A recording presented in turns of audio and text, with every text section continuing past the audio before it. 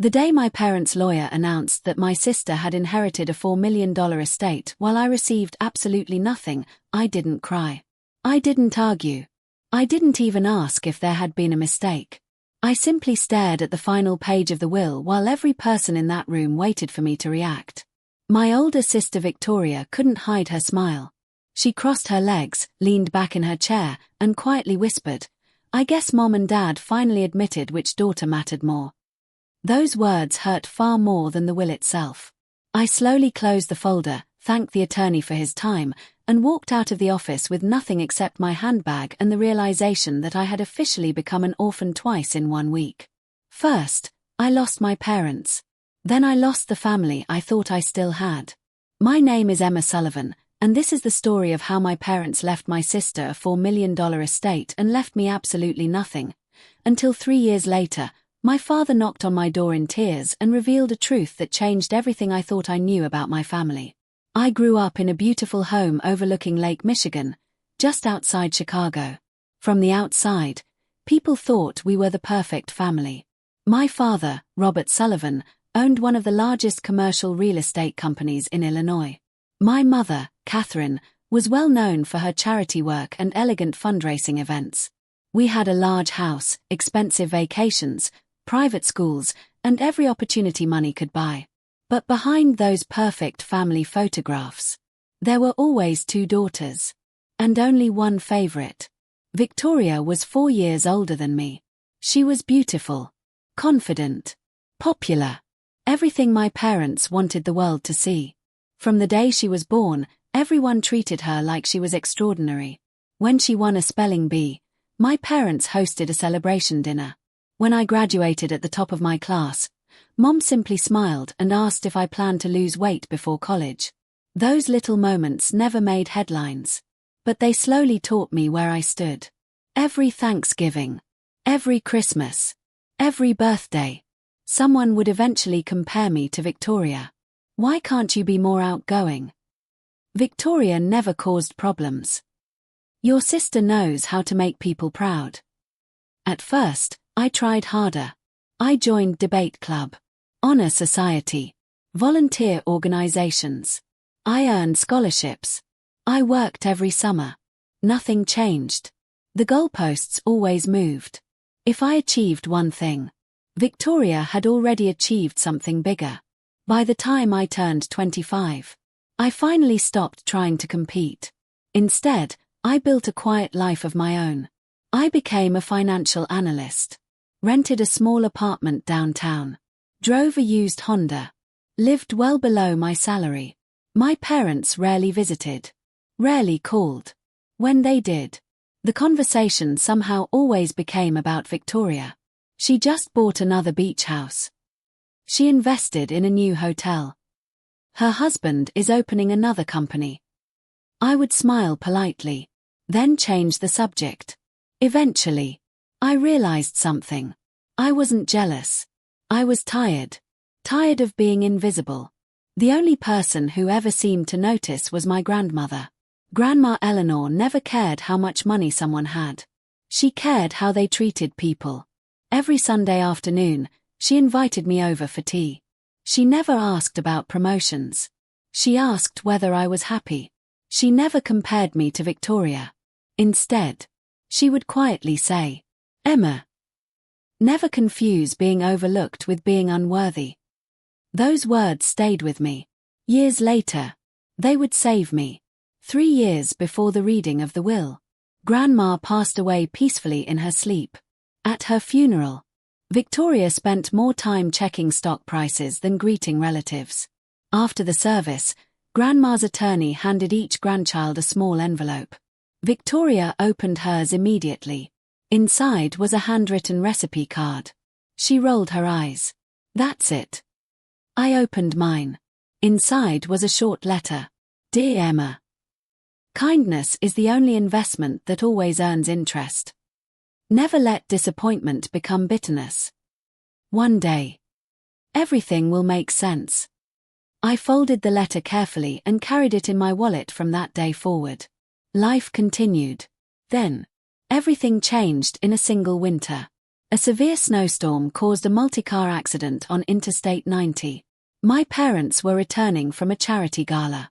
Neither survived. The funeral was overwhelming. Hundreds attended. Business leaders, politicians, friends, employees. Everyone spoke about my father's success and my mother's generosity. No one mentioned the distance that had quietly grown inside our family. 1 week later, Victoria insisted we meet with the family attorney. She arrived wearing designer black clothing and carrying a leather notebook. She looked more prepared for a business meeting than a memorial. The attorney, Mr. Harrison, greeted us politely. He explained that our parents had updated their estate plan 6 months earlier. He began reading. The downtown office building. To Victoria. The lake house. To Victoria. Investment portfolio. To Victoria. Vacation property in Aspen. To Victoria. Luxury vehicles. To Victoria. Private art collection. To Victoria. Cash assets. To Victoria. Every sentence felt heavier than the last. Finally, he reached my name. To our younger daughter, Emma Sullivan. I looked up. My heart raced. We leave no financial assets. Silence. Complete silence. Mr. Harrison looked uncomfortable. He quietly added, "That concludes the will." Victoria smiled. Actually smiled. Then she leaned toward me and whispered, "I guess they finally stopped pretending." The room spun. Not because I wanted the money. Because I wanted an explanation. I looked at Mr. Harrison. "There has to be another page." He slowly shook his head. "I'm very sorry." I stood, thanked him for his time, and walked out. Outside, snow covered the sidewalk. People hurried past me carrying coffee and shopping bags.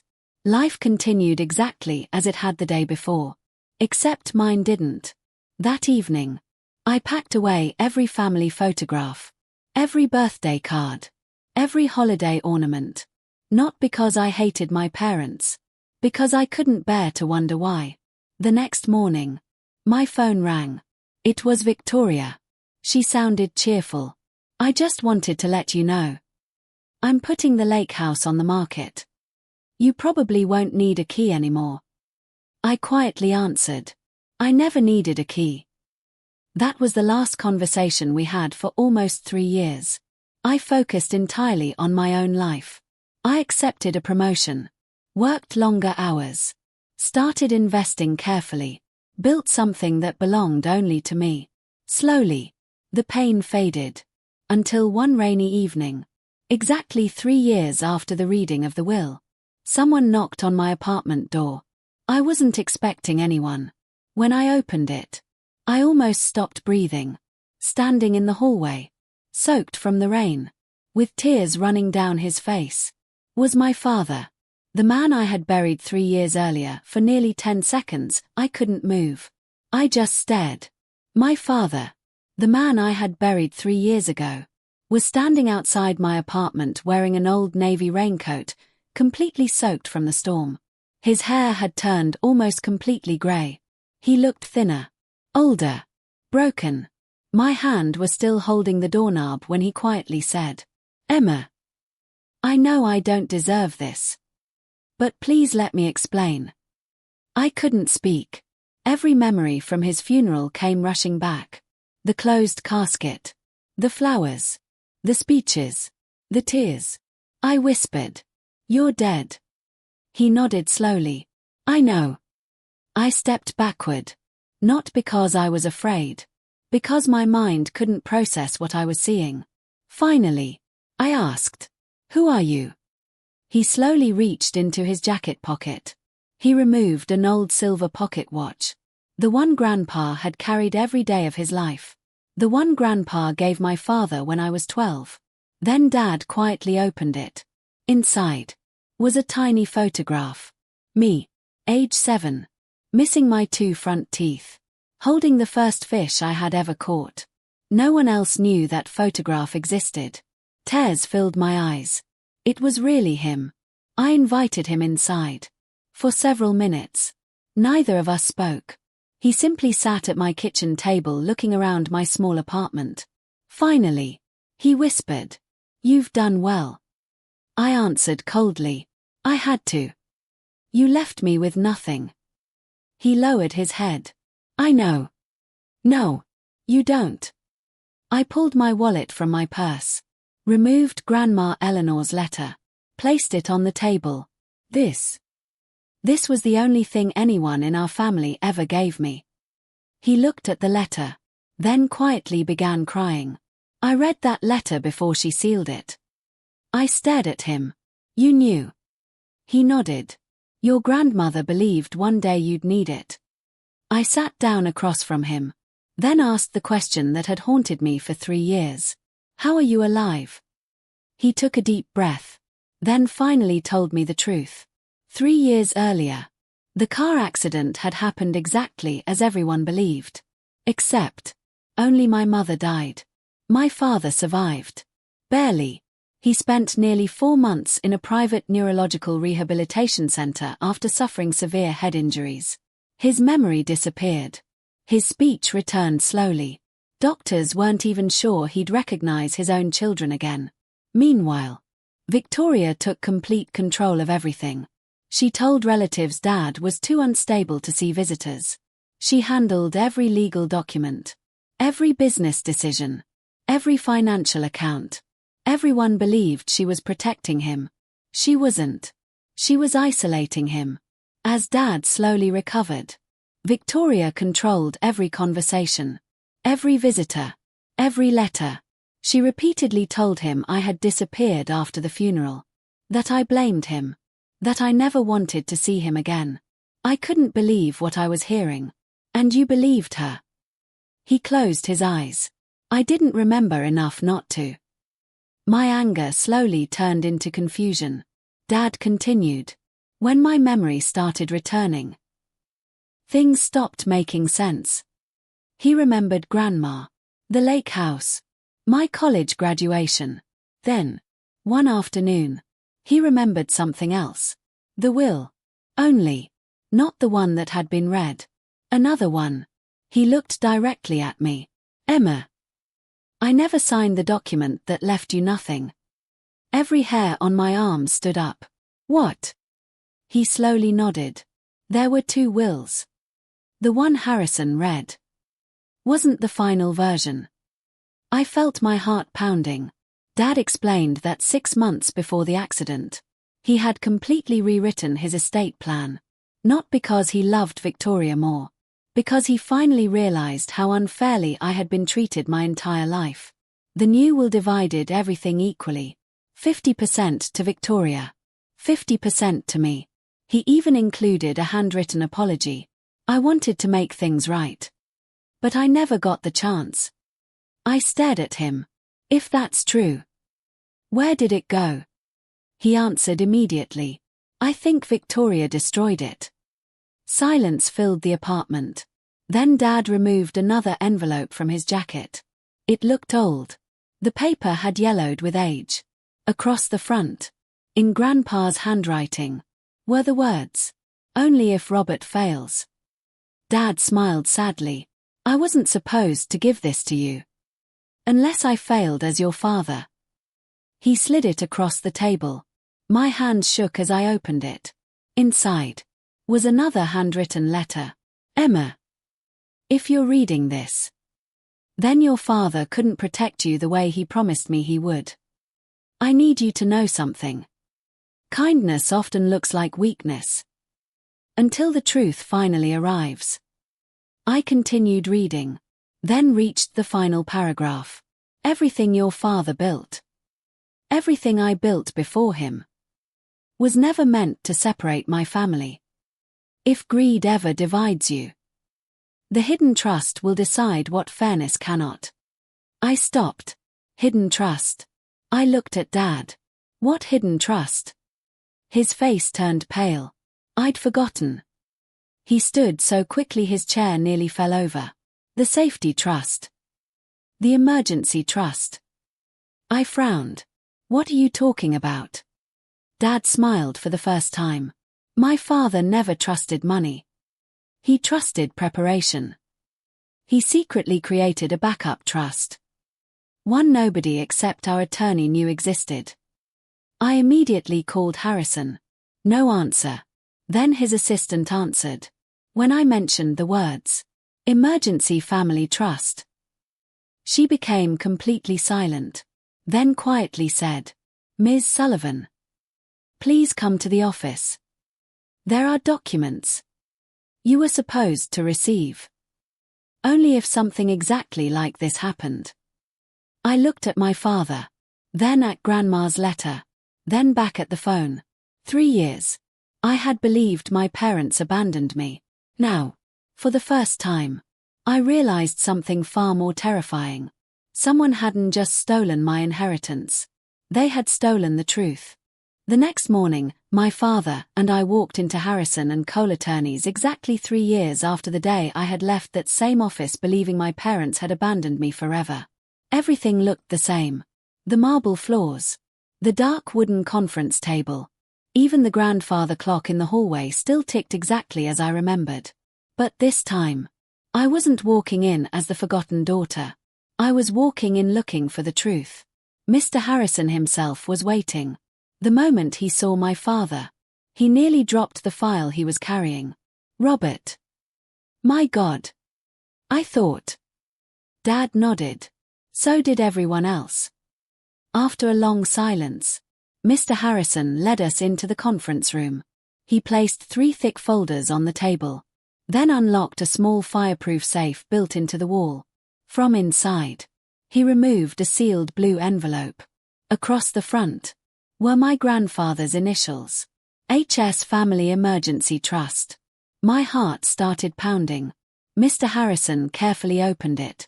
Inside were dozens of legal documents, original signatures, county records, bank statements, property deeds. Everything had been notarized years earlier. He looked directly at me. "Emma, your grandfather created this trust almost 15 years ago. He believed wealth could destroy families. So he prepared for the worst." I barely whispered. "What does it say?" Mr. Harrison adjusted his glasses, then began reading. "If any beneficiary intentionally hides, destroys, alters, or manipulates another beneficiary's inheritance, they immediately forfeit every benefit received from both the primary estate and the emergency trust." The room became completely silent. He continued, "The forfeited assets shall automatically transfer to the beneficiary who suffered the financial loss." I couldn't breathe. Dad slowly looked at me, then quietly said, "Your grandfather never stopped protecting you." Mr. Harrison opened another folder. "This contains the original will your father signed 6 months before the accident." He handed it to me. My hands trembled. Exactly as Dad had said. Everything was divided equally. Half to Victoria, half to me. Attached to the final page was another handwritten letter. "Emma, I'm sorry. I spent too many years rewarding the loudest child and forgetting the quiet one. If you're reading this, I failed to tell you while I still could. Please forgive me." Tears blurred the words. 4 years. I thought my father never loved me. Now, I realized he had simply realized the truth too late. Mr. Harrison cleared his throat. "There is one more thing." He pressed a button on the conference table. A large television screen came to life. Security footage appeared. 3 years old. Recorded inside this very office. The timestamp matched the week after my parents' accident. Victoria entered the records room. She wasn't alone. A temporary office assistant unlocked the archive cabinet for her. The assistant left. Victoria looked around, then quietly removed one file. She opened it, read several pages. Then, she fed the documents into a paper shredder. The room fell silent. I stared at the screen in disbelief. She had destroyed the real will. She had knowingly erased my inheritance. Mr. Harrison looked devastated. We didn't discover the missing originals until months later. We believed they had been misplaced during renovations. Dad closed his eyes. I raised her. No, I quietly answered. Greed raised her. That afternoon, our attorneys immediately filed an emergency petition with the probate court. 2 weeks later, the courtroom was completely full. Victoria entered wearing another expensive designer suit. She looked confident. Until she saw my father sitting beside me. She froze. Her face turned white. Dad! She whispered. Then looked toward me. What is this? No one answered. The judge entered. Proceedings began. For nearly 4 hours. Every document was examined. Every signature verified. The surveillance footage played. The shredded will was reconstructed using digital archive copies. The handwriting experts testified. Financial investigators explained how Victoria quietly transferred millions into accounts she controlled. Finally, the judge removed his glasses. Then calmly announced his decision. The original will is hereby reinstated. The fraudulent estate distribution is declared legally void. All assets improperly obtained shall immediately return to the estate. The Emergency Family Trust shall now take effect. Victoria's attorney stood up. Your Honor. The judge interrupted him. I've heard enough. Then he looked directly at Victoria. You were trusted. You chose fraud. Court officers quietly approached her. Not to arrest her, but to serve civil fraud orders. Every property, every investment account, every luxury vehicle, every dollar obtained through deception, was frozen. Victoria looked at me. For the first time in her life. She wasn't arrogant. She wasn't confident. She was terrified. Outside the courthouse, reporters surrounded us. Microphones filled the air. Everyone wanted a statement. I walked to the podium. Then quietly said, for 3 years, I believed my parents left me with nothing. Today I learned something more valuable than money. The truth. I paused. Then continued. My grandfather once wrote, kindness often looks like weakness, until the truth finally arrives. I understand those words now. I stepped away. Ignored every other question. Months passed. The estate was finally settled. Half belonged to me. Half remained in trust after Victoria's legal obligations were satisfied. But something unexpected happened. I didn't keep the lake house. I donated it to a foundation that provided free summer retreats for children who had lost parents. I sold several luxury properties, created college scholarships in Grandma Eleanor's name, and used part of the inheritance to establish a financial literacy program for young adults from struggling families. One evening, Dad came to visit my new office. He quietly looked around, then smiled. You turned pain into purpose. I laughed softly. I learned from Grandpa. He nodded, then reached into his jacket pocket. He handed me a small wooden box.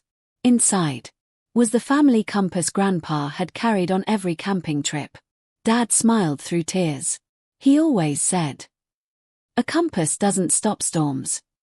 It simply reminds you where home is. I closed the box, then looked at him.